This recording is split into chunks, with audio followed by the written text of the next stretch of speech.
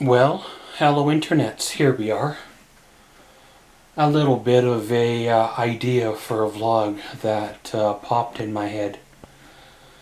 Mainly brought on by a show that I just finished watching, and the emotions I felt watching the show and things that I remember from my past kind of were all brought back up, and I'd like to record them, make a timestamp of them, make a record of them, maybe to help others, maybe to record them from my own memory for the future, you know, just in case I forget them and stuff.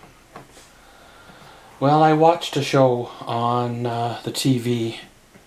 It's one of those shows where a cleaning type company goes into a person's property and helps them overcome the extreme clutter, overcome emotional baggage, overcome things to straighten up the house, to straighten up the property, to keep the neighbors happy, keep the county happy, keep the everybody else happy, but the person that is living in that house per se, or at least so the thoughts of the person that is getting the help feel. And I know I wasn't an extreme hoarder.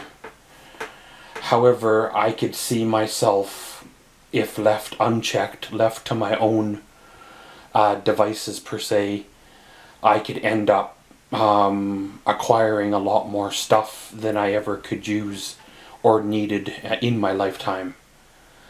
I know I was only in my house for like 12 years or so. However, during those 12 years, I collected and disposed of several trailer loads of like bed frame, angle iron, you know, square tubing, round tubing, chain link fence post, old clothesline post, pretty much anything that I could get that was laying around. People were giving away wood that were, you know, people were giving away and stuff. I'd bring it all home because during some of my downtimes I was doing welding projects, and I had planned on doing more welding projects like sculptures and stuff, and I was collecting broken or dull damaged drill bits and damaged saw blades, whether it was circular saw or table saw or the big like buzz saws or wood cutting type saw blades, and waiting for me to have enough parts of collection of good stuff before I start doing my sculptures, you know. And after a while things start to pile up, they start to get overwhelming, and I know from my own experience somewhat what that person was feeling in the show there, you know, because I know what I felt. I know what I felt when I had to get rid of all my good stuff, you know, my lifetime of my collecting, much less in his case. He had not only 20 years of his life in his own house that was on the property, he had the previous probably 45 to 50 years, because that was the house that he lived in and grew up in, and that his parents had lived in as well. So quite easily he could have lived on that piece of land for the better part of 60 some odd years. And when the parents passed away, he didn't get rid of any of their stuff.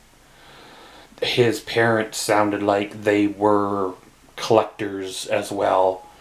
You know, ornaments, knicky-knackies, lamps, kind of interesting Victorian looking type of couches and loungers and stuff that probably in the right hands, would have been worth money when they had passed away or before they had passed away, so they could enjoy the money. But because of the last, 25, 30 years of his hoarding and collecting and disrepair of the house, a lot of those nicky-nackies and stuff were either broken or water damaged or like rodent damaged.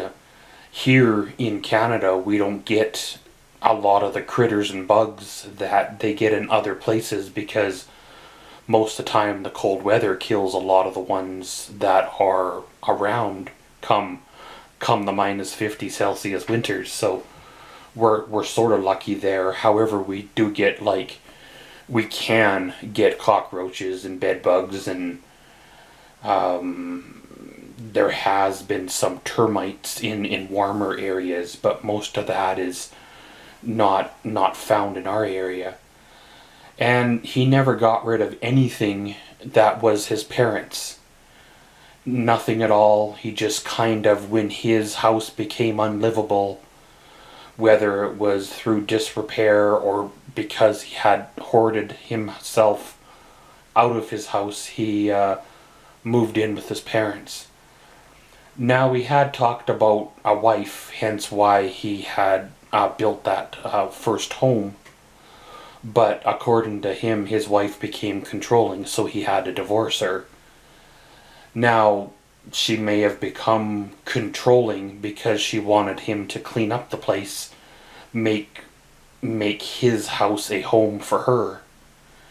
Like any partner wants to do, wants to be part of your home, not wants to just live in a corner and not being able to put their own nicky-nackies and pictures up and, carpets and doilies and flowers and whatever girls like to do, kind of a thing. And when you have a compulsive issue to collect things, you don't understand that it's a problem or can be a problem until sometimes it's far too late. And sometimes when your loved ones are trying to help you, you perceive it as a threat. You perceive it as them being controlling or bossy, and sometimes it doesn't work out too well.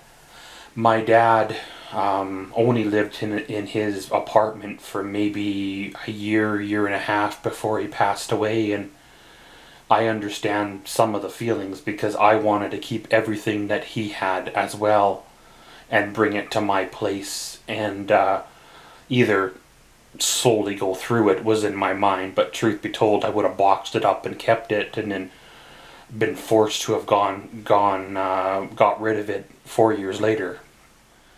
But that was my choice, and kind of I did what I did, kept Dad's treasures and what was important to him and such, and the rest I kind of just had to let go for my own well-being and health.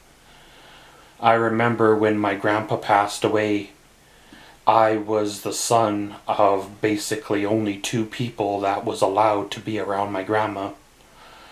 And I remember walking through the trailer, walking through the yard, walking through the sheds, because Grandma was talking about selling the acreage and moving into town, either into an assisted living place with people of her own age, or some type of a shared residence with my mom and I, or her and somebody else.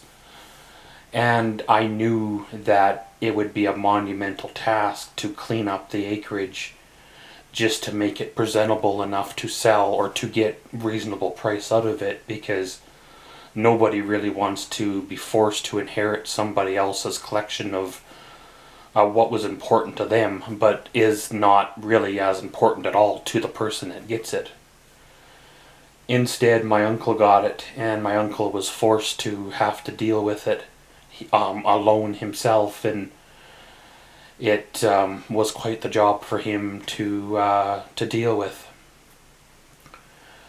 I do understand the collections. I do understand keeping good stuff, keeping things. but I experienced it myself where you get buried in your stuff, not being able to find your project bags or the hardware that you bought because they're underneath other stuff.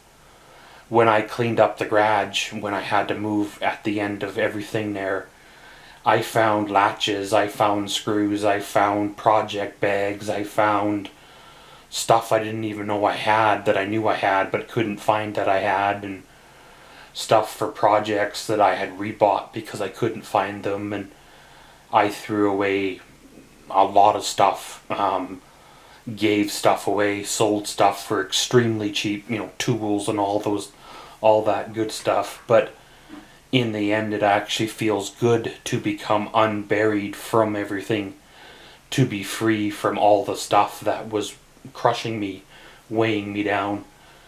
I used to be worried about somebody breaking into the garage or the house when I was out of town, and really now I don't really have to worry too much, because when I'm out of town I have my computer with me, I have my good camera with me. When I'm out of town, there's my bed and TV and couch kind of in this apartment, and the rest is basically expendable stuff that I really should still get rid of, because in the future that's going to happen eventually anyway. I do understand how people become hoarders, extreme collectors. Sometimes it's filth, like empty pop cans, empty fast food bags, garbage bags full of filth because their plumbing or electrical doesn't work and they can't get a repairman in. Sometimes, like I said, it happens so gradually you don't notice it until after it's too late and you have no idea where to go, where to turn. You're embarrassed to have anybody over because of the state of your house, and it just becomes to the point where you shut the door and forget that 3/4 of the house even exists.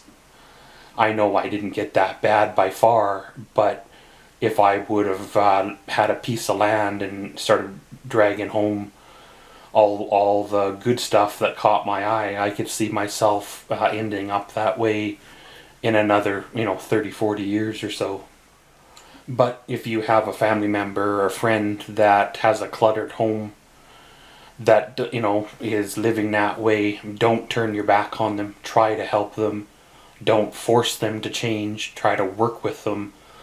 They will extremely give you a lot of resistance, but love them through it, help them through it, and help them to see that they don't need all that burden of stuff crushing them. They can quite easily live without it. Be patient. The hoard didn't happen overnight. It'll take many years and a lot of time to get it back to what is called normal. But just my thoughts on this here video. It is what it is, and around we go. And as always, thanks for watching Maxwell's Vlogs. Comment, subscribe, and enjoy.